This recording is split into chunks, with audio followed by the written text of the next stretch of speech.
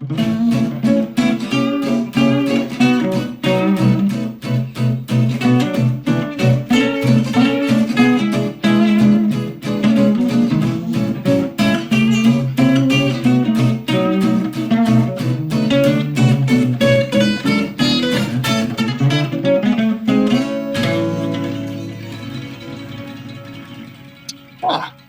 today I'm talking to Anna Shepherd. Anna, how are you? I'm a lot better than I was. I think the winter is now passing, becoming a dim, vague memories the sun, from the depths of the dark and cold places. As amazing as those dark, cold places are, I'm really quite glad that we're coming out of them now. Yeah, exactly. I know. I felt that today. We were talking before we clicked record. The fact that managed to get out walking, and it was like, oh my God, it's warm. Yeah, what is that thing? There's life out there. My son came out with a really good one. He said, there's that point. It's usually sort of around the end of January, beginning of February, when there's literally no colour outside anywhere. It's just all shades of monotone, like grey usually. And he said it's just like slaughterhouse grey everywhere. Oh yeah. It really was. That kind of summed winter up for me at that point. It was just totally but then I think there's something about the vibrancy of those first colours that come out, like the daffodils and the sunandine, and the green shoots on first buds opening on the trees, and there's that absolute acid green which is translucent, that you see the sun shining through, and it just makes me feel so alive in a way that I need to. I'm sure everyone else does too. It feels like I'm coming out of hibernation. I tell you the thing that I really like seeing is when the blossom comes out on the blackthorn, because it's like, oh my God, here we go. It's like the first one. The black one, you know that it's going to be a roll. Yeah. It's like it started. It's an amazing feeling. Yeah. It is good, and it's nice, isn't it? Because it gets you into that sort of flow of how the seasons go, but not in a sort of an intellectual way. It's like you sort of know that it's all part of the thing that you're in, and I quite like that. Quite like that.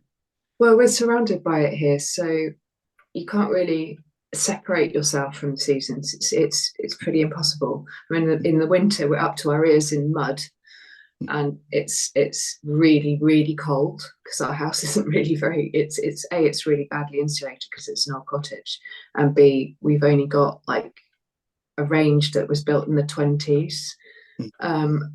That's kind of dilapidated anyway, and really quite small, and one open fire in an inglenook, which is really, really crap in the sitting room. But it's lovely. It looks beautiful. It's just really bad at heating anything up. Yeah, so that's the trouble, isn't it?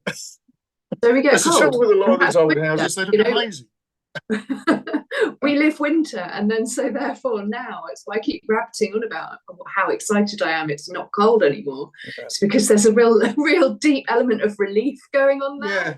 Yeah, it's interesting, isn't it? Because I mean, I grew up in Cornwall, and the houses there, and obviously the traditional houses there were like, they were sort of warm in the winter, and cool in the summer.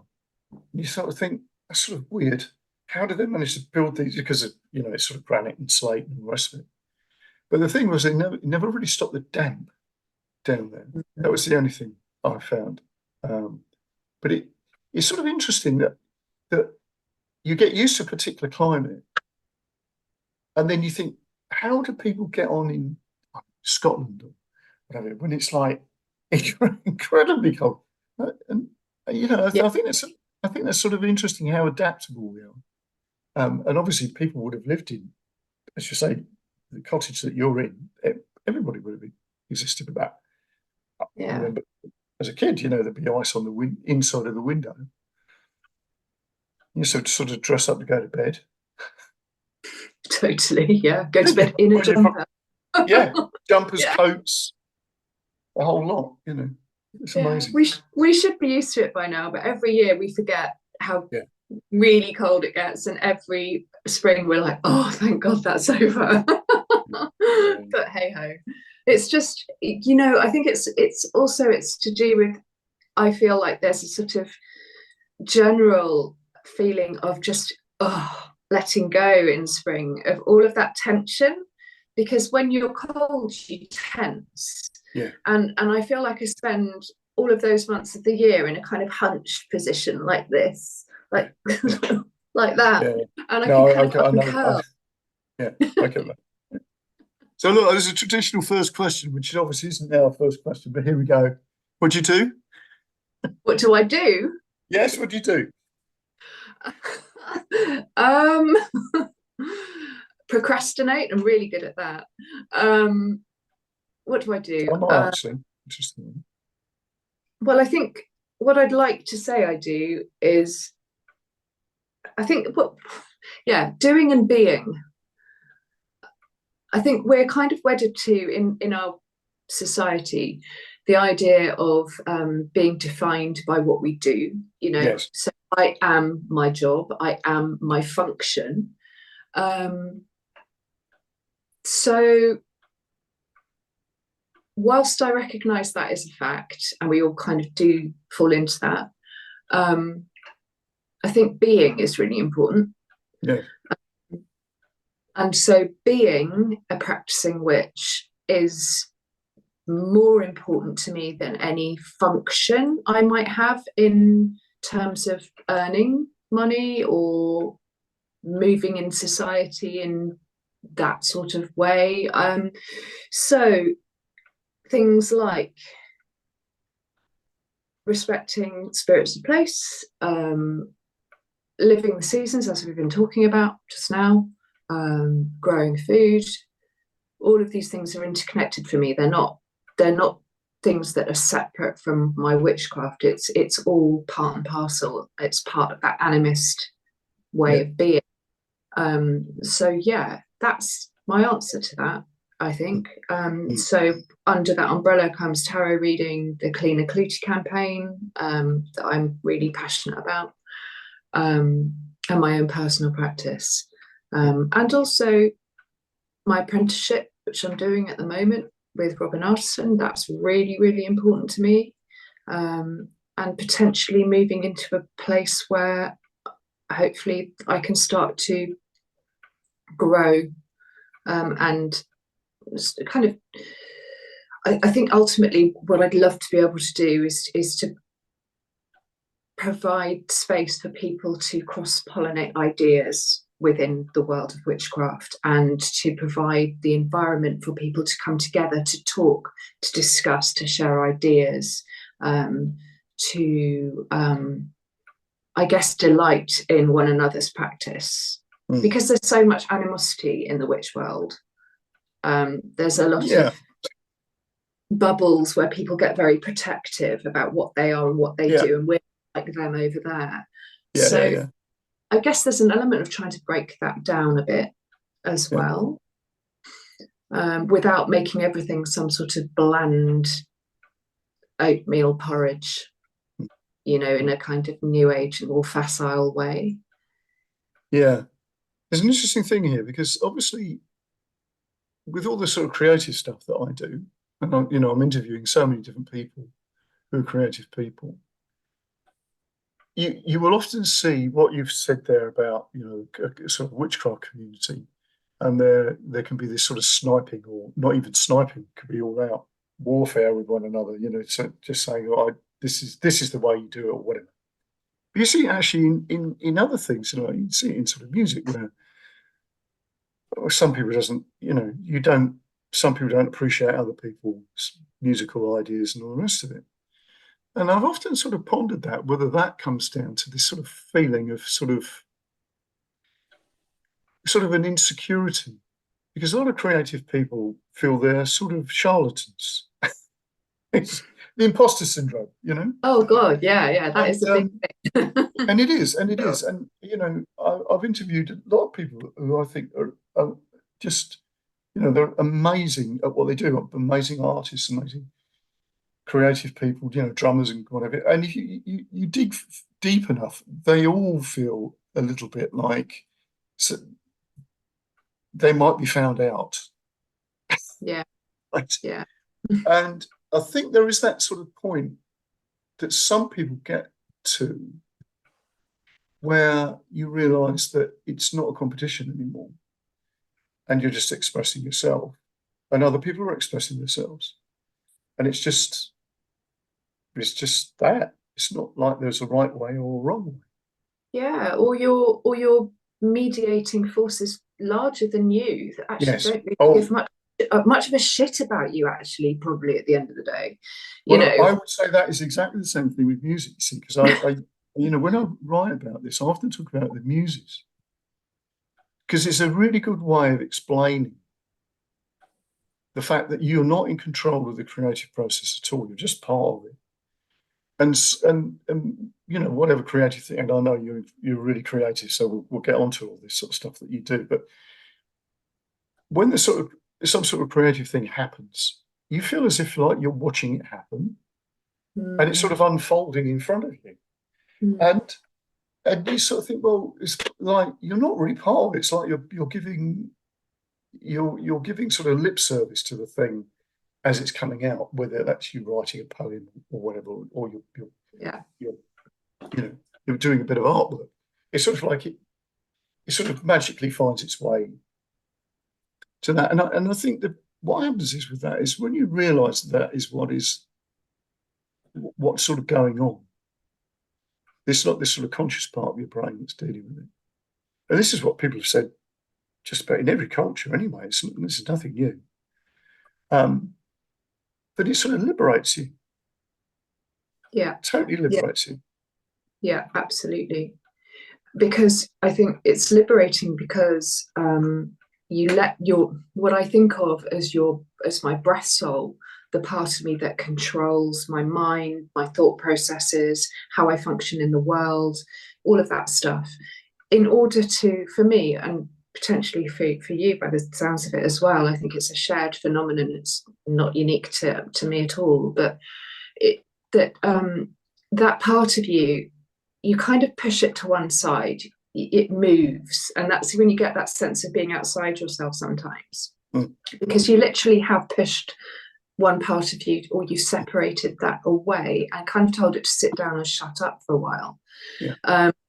And then you go into a state, or it just happens, or you try, or you engineer it to happen by various means, whatever that may be, and to create this sense of being the hollow bone through which inspiration flows, or creative juice flows, or magical force flows, or whatever you want to call it.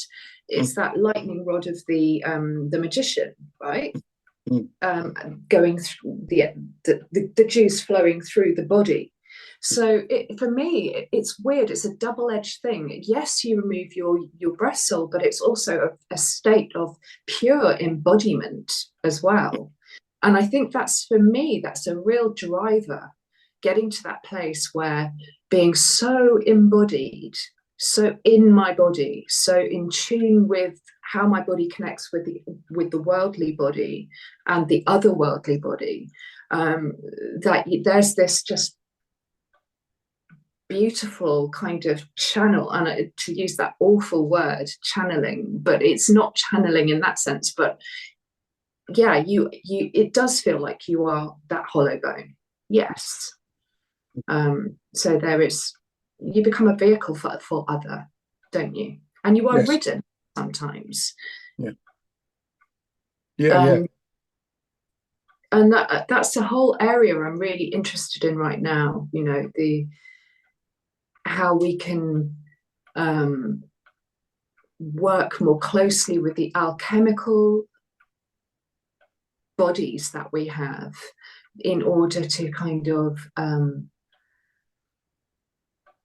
just inhabit them more, to create more. If you get what I mean. I'm sorry. I absolutely get I kind of it's just stuff that's going on in my head at the moment.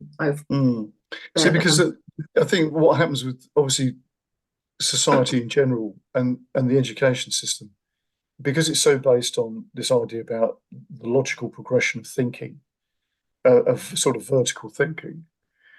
Anything that's creative is not really vertical thinking; it's sort of lateral. Things arrive in there's not in sequence. It's just sort of weird, and of course, all of that defies how we're geared up to think because of the way that we've been trained to think through the education system, right? So I see this a lot with people, and particularly when you get adults, learning musical instruments, and often you find that the things that cause them a real problem about learning are items that are actually problems in their thinking in life generally. And so going back to what you're saying there about,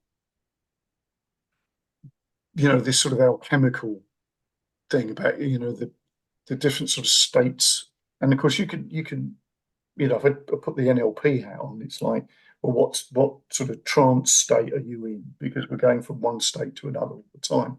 Or, you could look at it from this sort of esoteric thing of like, there's some sort of realization that the body is more than one sort of type of body. You've got some sort of etheric body or energy body or whatever, and so on.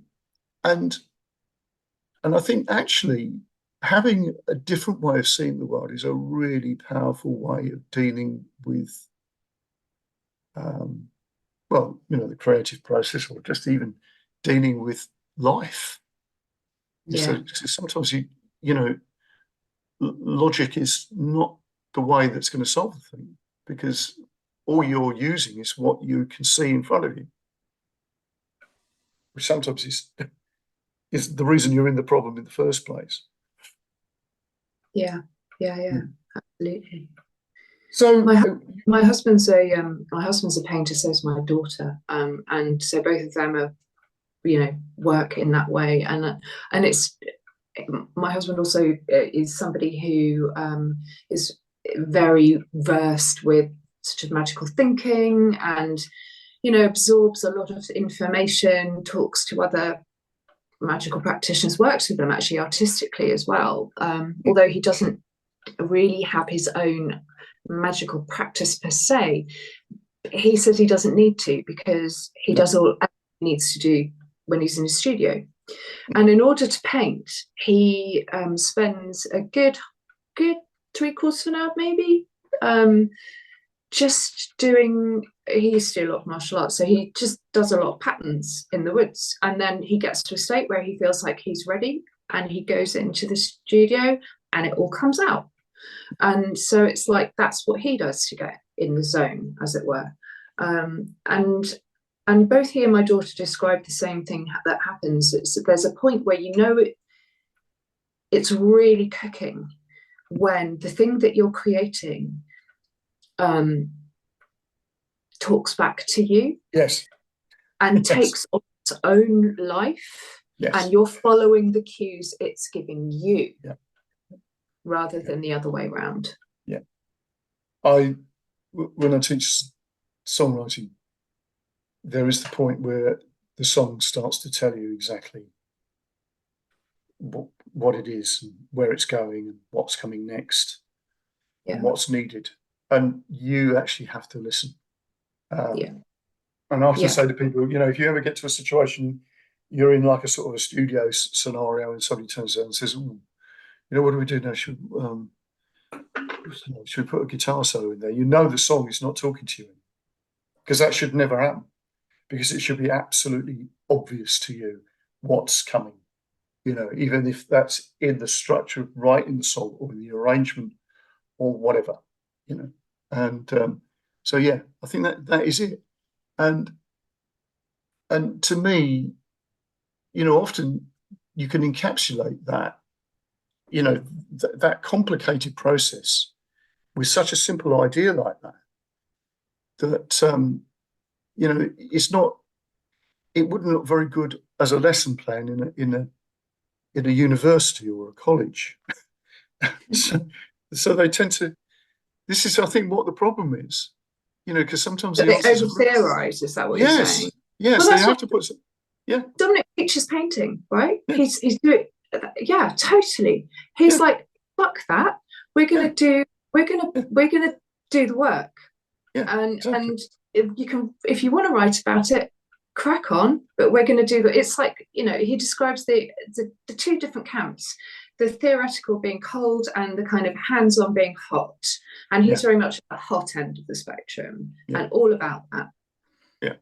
Yeah, exactly. Yeah. So this is what I mean. As soon as you talk about art, it doesn't matter what it is. They're always, it's always the same thing going on. Whether that's dance or. Same with magic too, because I don't think Well, I meant that just another branch of the same tree. Arts. And, it is. With sorcerer's practice, I know that you have to have whole body listening. You have to listen with everything. And then for me, what you're describing, that point at which you kind of realize things are leading you, I get to that point by following various movements, sounds. I mean, I just go completely off the page, really. As far as rituals concerned, I do adhere to certain kind of, a container of a type, but then within that, it gets pretty wild and woolly, and I never really know quite what's going to happen, and that's really the point, because I want to not know what's going to happen. I want to be led by it in order for the thing to really develop and grow. Here's an interesting point here. I was talking to somebody actually yesterday about the difference between female magic and male magic, right? So female magic, let's not worry about genders and all the rest of it from that, we'll just go basic. It gets very tropey, this whole stuff. But the thing is, historically, so let's just call it as some, witchcraft from the point of view of the feminine, right? It is much more instinctive historically than the male side of stuff. So you could imagine the male type of magic is very much, this is where we get the rise of the people with the grimoires and the rest of it. It's in a book, God's sake, right? So what I was fascinated by is, of course, in the Norse tradition, Odin was the only masculine god who knew the magic of the women. And I thought this was fascinating, because it's one of these things you sort of read and you think, what are they actually trying to tell you? Is there something really significant about this? So this idea of this sort of seether type magic that the Norse, the Scandinavian women would have done, which was this, the shaking and the, prophesying and all the rest of it, and in the tradition, of course, Odin also knew that magic, but it was almost like he should have known that. And well, I think traditionally, the serpent was the serpent, the great serpent was the one, the giver of knowledge, the giver of language, the giver of self-conscious awareness, all of that stuff, whom the Bible calls Satan, that being was the light bringer, and he's the witch father too. Yes. So I think that the high versus low magic thing is definitely a kind of division based on wealth, privilege. Yes. And I think that we fall into a slight trap if we're assuming that historically all magicians were male. No, I'm not saying that. No, but I'm trying to get this sort of idea about men and women both working in that kind of way. Yeah. But what I was going to say is I was leading on to something. that intellectual bit, which you can go is, let's follow the book, right, is a very conscious thing. And it's a part, that sort of analytical part of the brain that says, we do this and it's all written down. And you think about all this sort of thing, but, like the book, right, whether that's the Bible or whatever, compared to the sort of instinctive thing of not referring to anything that's written down. So really, stepping back from the male-female thing, as I don't want it to be a gendered stereotype. I'm actually interested in it from a point of what the functionality of consciousness is. So you've got one side where you've got the very instinctive thing, and it could start with a set of ideas, but will suddenly go off piste, depending on where you are, because the environment will take you there. Whereas the other one doesn't go off piste at all. You try to keep to the rule book. Yeah. So I see that in just about everything. Certainly to do with taking it back to the art thing, like you're saying, this is hot and this is cold, this is the analytical thing, and this is where you just do the thing and learn. And I see it the same with music. And I think this is one of the things we sort of have to learn about, where we start, which part of our thinking are we using? And I'm fascinated by this, because I see more answers in something like witchcraft and an art than I see anywhere else. I think it was Julian Vane, and correct me if I'm wrong, I'm sure people out there will know, who said that you need both, because you have to learn your craft, you have to learn, you have to engage your brain, you have to if you're gonna write, you've got to learn the alphabet by the letters. And then you get to a point where you realize that so you join the letters together and you make words, and then you make sentences, and then blah blah blah, and then you're writing. And then it gets to a point where you're not noticing that you're reading anymore. You're just reading. You're just absorbing information. You're not concentrating on the process anymore. And that's the point where you're liberated to become kind of, free with it. And you can perhaps, release yourselves from the shackles of that, needful process of intellectual kind of that structure. You can let it go. But it's important. It's still necessary. We need both. Yes, it is. Because you see, when you learn something, so I'll draw a comparison. You learn scales, you learn chords, right? And then you learn how these things function. And then you get to a point where you forget, because you don't need it anymore. Well, you're using it, but you're not thinking about it. Because that stuff is now learned. It's now moved from the intellect into the unconscious. So I used to do a lot of NLP sort of studies on really well-known guitar players. And, I used to sort of get a sort of classical player down and say, right, okay, I'll get them into a memory state where, what was it like? What did you feel like? And what did you see? And what did you hear when you were playing, optimum playing? And then you'd ask them something about how they did something, and they'd go, I don't know. That was the first thing people would say. And that's not just to do with musicians. It's to do with sportsmen as well. If you talk to a sportsman about how they do something, they say, I don't know. That's the first thing. And then they sort of go into a little bit of a trance, and they go, and then normally they say something really weird. Like Richard Bandler did some stuff where he took some golfers and he wanted to find out how you could improve your game of golf from an NLP point of view. So he got a bunch of really good golfers together and then said to them, because he said, I don't play golf. He said, so I was watching these people, and they were swinging this club backwards and forwards and suddenly hit the ball.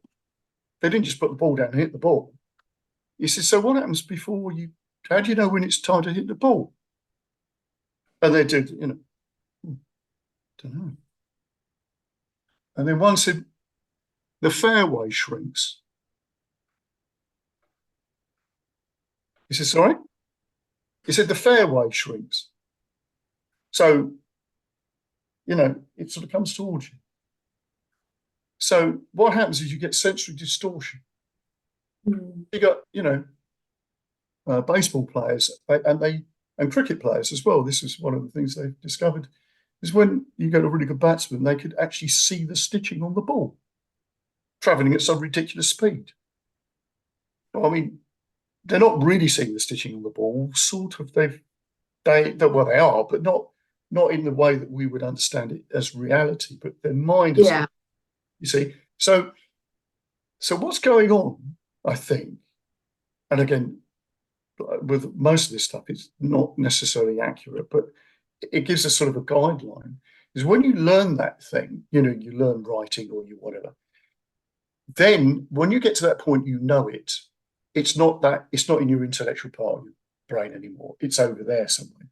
But the problem is when you use the intellect to do things consistently, it slows everything down.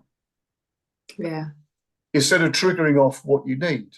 And that's why I think when you, like we're saying, when you speak to somebody who's really good at something, you ask them how they do it, they go, I don't know. Because they have to retrieve that information. Well, also the other thing that, you know, how do you do something? You have to practice a lot. Yes. You have to do it again and again and again and again, times a trillion squillion, and then you get there. And that requires persistence, it requires dedication, it requires diligence, it requires bloody mindedness as well. Yeah. And also it requires the acceptance of boredom. Yes. And I think this is something that we've kind of maybe forgotten, is how important boredom can be. Yes, that is such a good point. Because it's almost like the space for things to bubble up. Yeah. Yeah. And that is something that I think is possibly one of the most disastrous things that we've done, is got rid of boredom. Right? Yeah, I mean, boredom, after all, by definition, is boring, but I think it's about what you do about boredom. Yeah, it's but not boredom, it's what you do to kind of avert it. Because if you haven't got your usual kind of stimuli around you, you have to find something else to do. And that involves creative thinking. You know, what am I going to do now? Oh, I can't watch TV. My phone's broken. I'm going to have to do something else. What am I going to do? Oh, I don't know. I might make a cake, or I might go for a walk, or I might go and just stare at this tree over here because it's really nice. I don't know. But you kind of have to kind of think in a new way and I think we've got quite lazy because we don't know how to be bored creatively anymore. We can be bored and doom scroll through our phones. We're really good at that, but that I don't think is creative boredom. No. What I mean by creative boredom is having to seek out ways of filling space with our imaginations, because they're not being filled for us by stimuli that we're getting increasingly dependent on. Well, that's the thing, isn't it? Because you see, if you think about boredom, what part of our consciousness is being bored? It's actually our intellect, right? Because our unconscious doesn't get bored, otherwise we'd die. You know, it'd be like, I'm bored of breathing, you know, I'm bored of the heart beating and all the rest of it, and, you know, blood pressure and all the rest of it, you just die. So boredom is actually, it's the fact that the sort of ego, that sort of intellect, the thing, if you want to sit down and meditate, you know, it's the thing where you realize that you're thinking, but actually not realizing that thinking is just a process anyway that happens. And as soon as you can realize that you can actually watch your thoughts appearing and disappearing, which is like really weird, and you think, oh, so I'm not those thoughts, they're just sort of stuff that's happening. What's that? Because again, you know, if you think about it, we used to, like, you spend a lot of time outside gardening and all the rest of it. Well, most people would have spent a lot of time outside, just, you know, more or less on their own. Or maybe they would have spent a lot of time inside, not being able to go outside. So they would have had to retreat into their heads. Yeah, and but they would have been alone. Worlds in their heads, Exactly. Thing, that sort of ability to visualize and I know that some people can't, and it's an actual condition for some people, but most people don't have that. I would say most people can visualize to a certain degree or another. But I do think, like with all of these things, like playing an instrument or like learning a craft of any kind, or a skill, you have to practice it or it starts to atrophy. And therefore visualization and playing, or being able to kind of see and explore that space, that other space which exists inside your imagination, that atrophies, I think, it does, and it is. I think that's happening a lot. Yes, maybe there'll be a kickback against that, and actually I think that is true. I think there is a kickback against that, in that there is a huge folk revival at the moment, particularly in the young generation, in the sort of 20s and 30s. My daughter's very into all of that, and she knows a whole bunch of people making music, making art, creating all sorts of amazing things, making amazing things happen, who are inhabiting that imaginative space and reclaiming it for their own again. And I think possibly as a real reaction to the sort of dominance of the internet. Who knows? Yes, I think that's true. That's interesting, that, because I think a lot of kids, not all of them, but a lot of them do see what the problems are with the internet. Cool. That's interesting. A lot of interesting points there. Now, tell me a little bit about how you got involved in all the witchcraft stuff then. How did I get involved? That's a good question. I think it's one of those things about being. I think I've always been this way. It's just been a process of acceptance and learning. Once we're just moving into it, really embracing it more and more and more. Because when I was a kid, I'm adopted. I grew up in a vicarage family. My father's a priest, vicar, Church of England, and so any kind of awareness of witchcraft or the occult was. But my dad's an amazing guy. He's an incredible person, and very, very, very. He's a real humanitarian. He's very, very, very liberal. He writes letters to our local MP, who's a Conservative, telling him how he's getting everything wrong and how he should be doing other things better on a regular basis.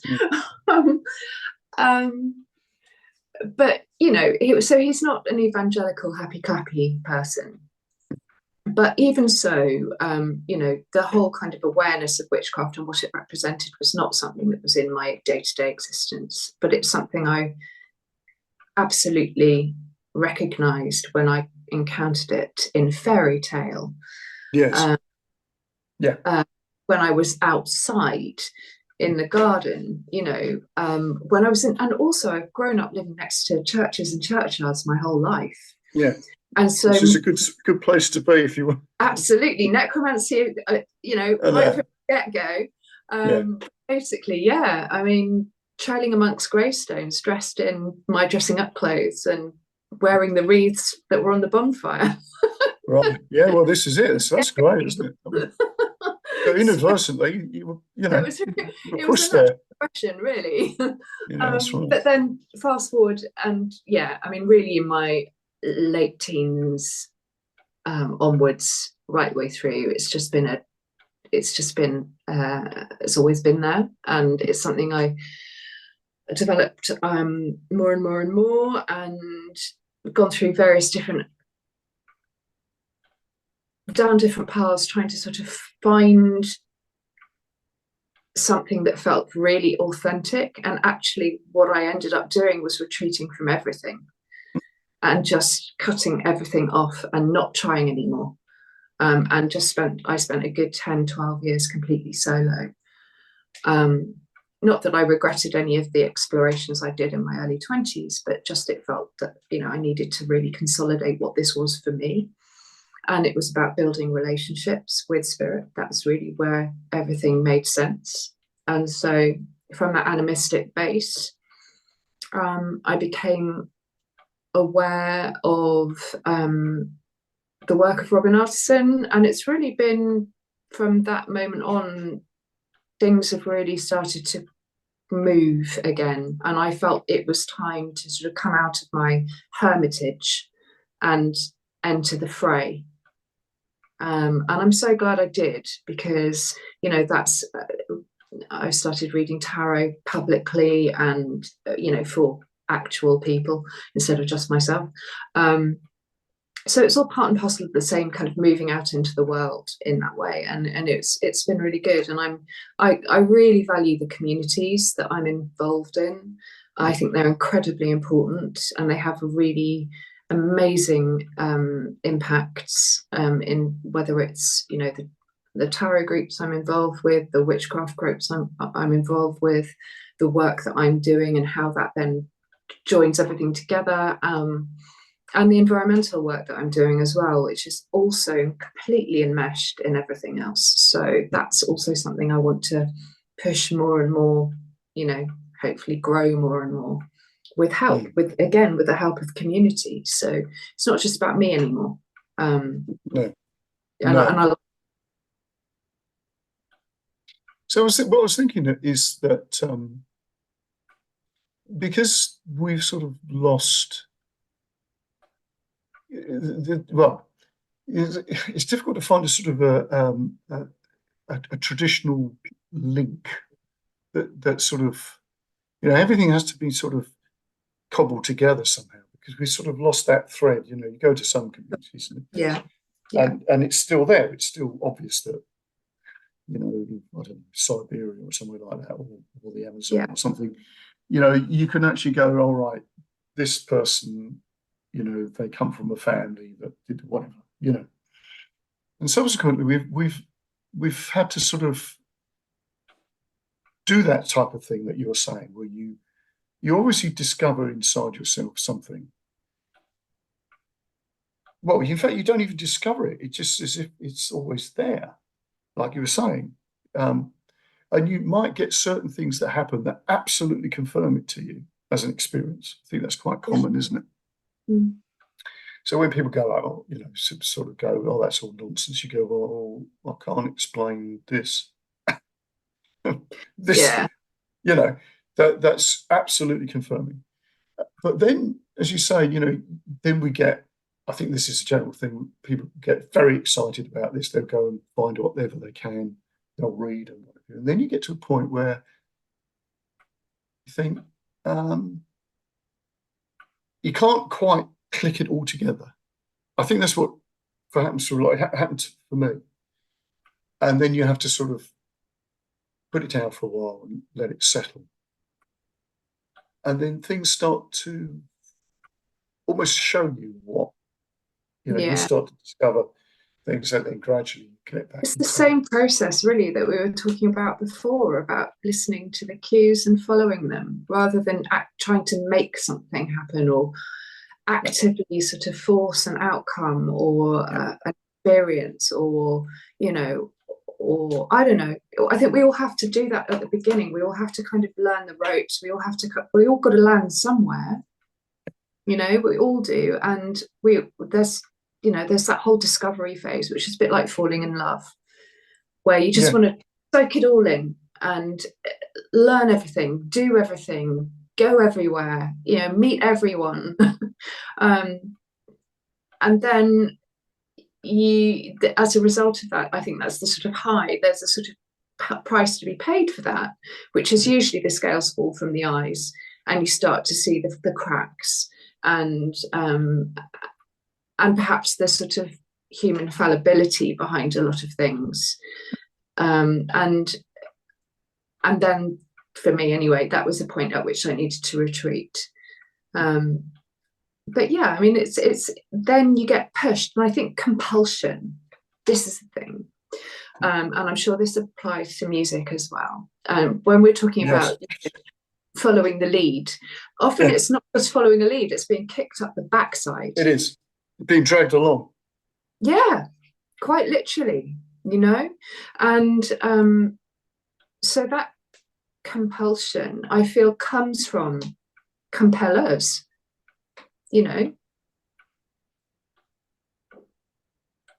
those, them, they, whoever, over there, who go, right, okay, you do that, go on, shove. And it's just like all the synchronicities start lining up. It all seems really easy to go in a certain direction. All the flags are green, and when you kind of stray off the path in that sort of magical fairy tale analogy way, doors start slamming in your face and things get difficult, and it's like trying to swim through treacle. But as soon as you step back on the path again, it's like, yeah, go that way.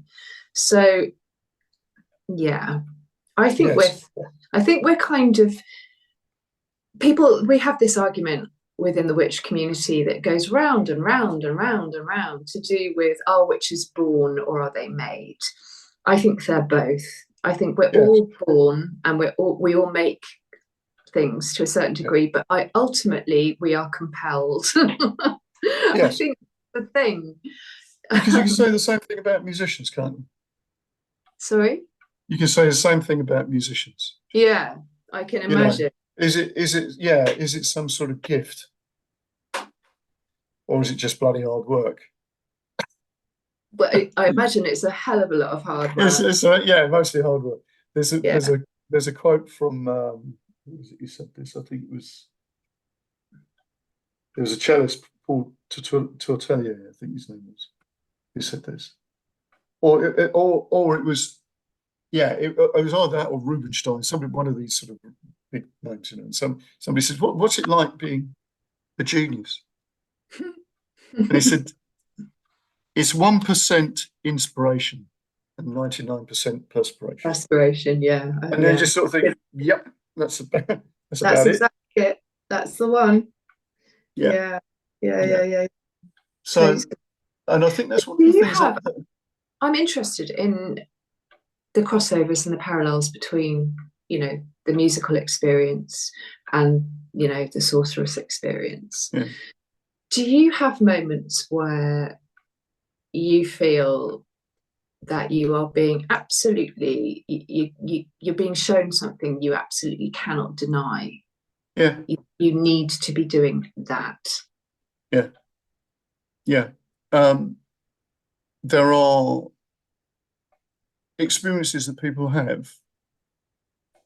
I can remember one, and this is not just me, this is a lot of people I've heard talk about this, where you will have some sort of almost out-of-body experience playing music, or you will see weird things happening in a room when people are playing. And that is quite common. I've even heard Nigel Kennedy talk about it, the violinist.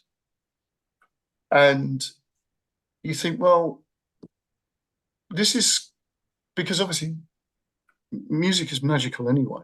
It doesn't make sense, music. It's just a bunch of noises. But they're noises that actually make us emotional. And it's bizarre. But of course, what music does is it's a language that's actually closer to the sound of our mother's voice and the sound of our mother's heartbeat than anything else. So it's changing. It taps into the fundamental things about your consciousness, music. And again, if you think about music, music's been wrapped up in magical stuff from the beginning. So whether that's the bards or the use of drumming, the use of the voice, the use of the body as magical tool. So it's an art form, just like the arts. So I think this is the point, that once you start just letting go of categories and stuff, and you realize that, most of these things are about changing state, changing the world around you by your own changing your own consciousness, as well as the world around you. Whether that's dance that does that, yeah, for sure, or whether that's some sort of ritualistic thing. And again, if you think about a concert, it's I was going difficult to not say to that. think of it as a ritual, because Yeah. it is a ritual. And particularly when people finish the piece of music and then everybody claps. You sort of go, okay, that's also, good. the energy in a room at a gig is phenomenal. And you are raising the most extraordinary amount of fuck off sorcerous energy is there. You're creating this thing that's just, it's extraordinary. It is. It's amazing. And I think a lot of musicians get that without them being, a lot of them are sort of weirdly magical, even if they don't think they are, because they do some very unusual things. And they have interesting ideas about why something happens, which when you squint at it, you think, yeah, okay, you got that. That all makes sense. Yeah. So now, it can transport. Sorry, I interrupted you. I was just going to say that whole thing about being transported by music, being taken away by music to another, it has that ability to sort of lift and transport the soul as well. It does. I was going to ask you about, because you mentioned about the cleaner Clootie campaign. Oh, yeah. Yeah. So this is something that you got quite well. It's a real thing for me. I mean, and rightly so, I must say, actually. Well, no, some people don't think so, and I respect that they don't. People have differing opinions, and it gets very emotive and gets quite gnarly. But anyway, it all arose because I lucky enough to live here in Dorset, and it's a very beautiful place. And my local, my nearest, I suppose, henge site is Nolton Noltonhenge, just north of Wimborne. It's a fantastic, it's a complex. So the actual site itself that you would go to if you wanted to go to Nolton is only a bit of it.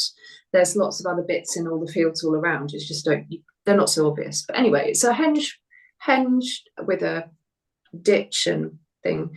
And there's I think it's a Norman church in the centre, which is a ruin. So obviously a Christianized site. And then I think it's in the eastern quarter. There is at the edge of the ring on the right hand side as you're facing the church, so on the right, there are a pair of yew trees, which are sort of side by side, like sentinels that stand in that place. And because I've been going there regularly, and I've been in Dorset in this place now for over 20, I think it's 22 years, so quite a long time. I guess over the last decade, I've really been noticing the rise of kind of tinsely, plasticky, non-biodegradably stuff kind of piling up and being left as offerings and as prayerful mementos, memorials quite often. It attached to the trees and so I guess the Cleaner Clootie campaign is a response to that, is a response to the fact that it's not just at Nolton, it's everywhere, and it's getting more and more and more and more as the years go by, and it's got an even more sort of impactful over lockdown. I think probably because people were reaching out more, were more worried about things and were naturally making offerings more. Perhaps people who would never have done so were doing that. And that in itself isn't a bad thing. It's it's an expression of in some ways, of a really wonderful connection that people have to the land still, which I totally applaud. But what I don't applaud is the manner at which this is kind of proliferating, because the obviously, you know, non-biodegradable plastics in the environment aren't great, and for a myriad of reasons which I won't bore you with now, they cause big problems. And yeah, so the campaign was really my attempt to try and raise awareness about it, to perhaps offer some ways that people could maybe think about adjusting their behavior, so that there are, you know, other ways of doing things which are less harmful, and not going to hurt the site that everyone loves. And, you know, that's the ultimate irony. You know, you're going to a place because you love it, but you're hurting it by behaving in a way that is environmentally pretty damaging. So if people have that love, then surely it's not too much of an ask for that behavior to not stop, but to just it needs to adjust, doesn't it? Exactly. It's about adjustment. It's totally about that. Yeah, because the thing is that you see, you know, obviously the rise of people putting flowers and stuff like that at a site where there's been a crash, or, you know, somebody's died, something like a roadside shrine. And that's obviously, there's a lot of plastic and stuff that's left even in places like that. People that aren't actually going to like a site that you would go, this is obviously something different. But they're, you know, so it's in the consciousness of people not to be aware of the problems of plastic, even though, you know, plastic in the sea and all that sort of stuff. They can, because people can hold two conflicting ideas in their head at the same time anyway, can't they? Because that's what humans do. So they can sort of go, well, plastic in the sea is terrible, but they don't realise putting flowers in a plastic wrapper by a roadside, or, you know what, that there is, at the underpinning all of that, there is this thing about permanence, which is really important when it comes to memorials, specifically memorials, and also commemoration of a specific happy event as well. You don't want that thing that you're leaving to disappear. You want it to stay, because it's a visual reminder of the event that you have placed in situ in a very significant way that is meaningful to you. So when you return, you can see that object again. It's still there. It hasn't disappeared. That event that was so happy is still alive. That person or dog or whatever, whoever it was that died, is still somehow still in this world because that object is still there. Now, what, and I get that. I really understand that is a, you know, to some people a really valid motivating factor. However, if we all do that, there is a problem, one. And two, can we not, if we want to make shrines and do that in our own homes, you know, create that somewhere where you can see that object every day. And when you go to a sacred site, say a prayer on the wind for that person. I don't know. Yeah, but you see, the thing is with that, you see, I think there's a fundamental problem with the way that we in the West think about things, because obviously the Eastern perspective of things is nothing lasts. So this idea of having something permanent is a sort of a strange thing that we have, that, you know, that it's almost like we're trying to buck the trend that things can stay there forever as a remembrance. Yeah, it flies in the face of the natural order of things. Totally. Yes, it does. But and the other thing is, if people sort of thought, well, as this disappears, it's actually passing to the place that what I'm honouring is, which is obviously what, from an animistic point of view, that's the original form of the You're tradition. feeding Was the exactly world by, as things dissipate. They're not supposed to be permanent, or they wouldn't arrive where they were supposed to go. So by leaving a permanent object, you're actually, you know, that's a dead end, really. Well, you're not feeding the other world, are you? You know, but again, that's not what we do in the West, and so that's a problem, I think. But in many more ancient cultures, they would always be feeding the other world. So it would be leaving things that would. We are not an animistic society, sadly. No, we're not. that's the problem. My friend, a very good friend of mine, went to Bali recently. His mother lives over there, so he goes over there quite regularly. And he's always struck when he goes over there that just the dominance of just visual signals of just the animistic belief that exists within that population. It's just natural and it's everywhere. You know, roadside shrines are not permanent. They are food offerings largely, or flowers and or baskets that have been woven in order, exactly. baskets and whatever with so, flowers. And they're beautiful. So it's a very different thing over there, because it's inherent within their culture to understand what that means. They know what they're doing. We've lost that. We don't know what we're doing. No, we don't. Which again goes back to that sort of thing we were saying earlier about the fact that we haven't got this link traditionally with the past, wisdom that has been sort of pushed to one side.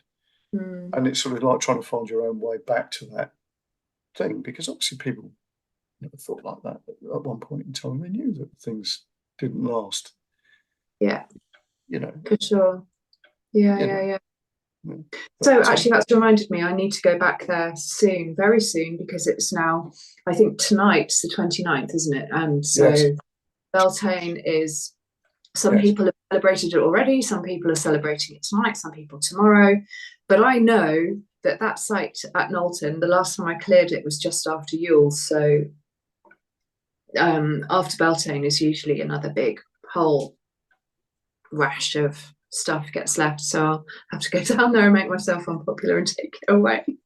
That's right. Well, I think a lot of people agree with you. I know from people that I've spoken to and stuff. So, but cool. Right. Well, we've been chatting for well over an hour.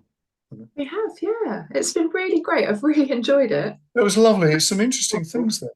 But this is again, this is what I always think that, when you're trying to explain what goes on with people creatively, the answers are never most obvious. You won't.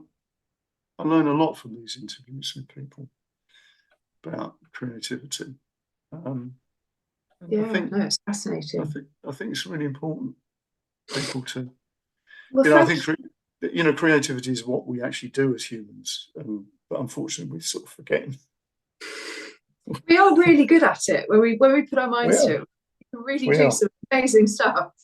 I know, it's incredible. All right then. Well, that was lovely. Thanks, and don't disappear when we say goodbye, because we'll say goodbye properly. But it just makes it look like I've done some amazing editing. And thank you very much for having me here. That's lovely. Thanks ever so much for your time. No, it's a pleasure. A real pleasure.